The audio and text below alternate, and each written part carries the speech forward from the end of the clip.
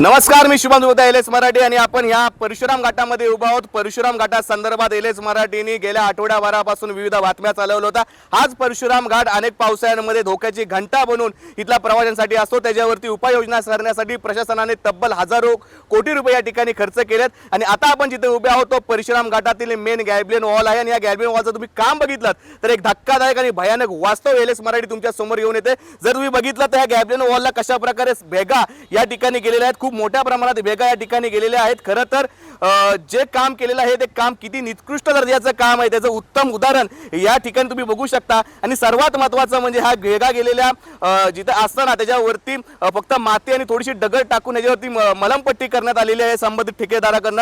जर तुम्ही बघितलं तर या भेगांमध्ये हे पाणी जात आहे आणि जवळपास खूप मोठ्या प्रमाणात ह्या भेगा तडकण्याच्या शक्यता जास्त आहे।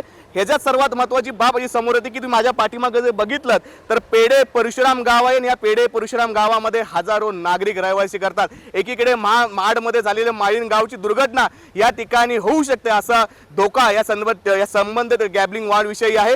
जर तुम्ही बघितलं तर या बाजूला परशुराम घाटामध्ये या गॅब्लिंग वॉलच्या बाजूला एक गटार काढलं होतं, ते गटार देखील वाहून गेलेला आहे। जवळपास हजारो कोटी रुपये खर्च करून हा हायवे पूर्ण करण्याचं काम केलं होतं, मात्र हा निष्काळजीपणा तुम्ही ठेकेदाराचा बघू शकता। फक्त पाणीच वाहत नाही, आता पाण्यासोबत आता दगड गोटे देखील या ठिकाणी वाहत आहेत आणि खाली जर बघितलं तर हजारो नागरिक या ठिकाणी वास्तव्यास आहेत आणि परशुराम घाटातली ही गॅब्लियन वॉल कधीही वाहून जाऊ शकते। अशा स्थितीमध्ये या धोकादायक वास्तवाला, हे धोकादायक रूप, या धोकादायक घाटाला जबाबदार कोण? हे जे काम करतात हे संबंधित ठेकेदार कामावरती कुणाचा राजकीय वर्धा असतंय की जो वर्धा असतं या सामान्य जनतेशी खेळतोय असा संतप्त सवाल इथल्या नागरिकांनी उचललेला आहे। कॅमेरामन आदित्यसह मी शुभम, एल एस मराठीसाठी परशुराम।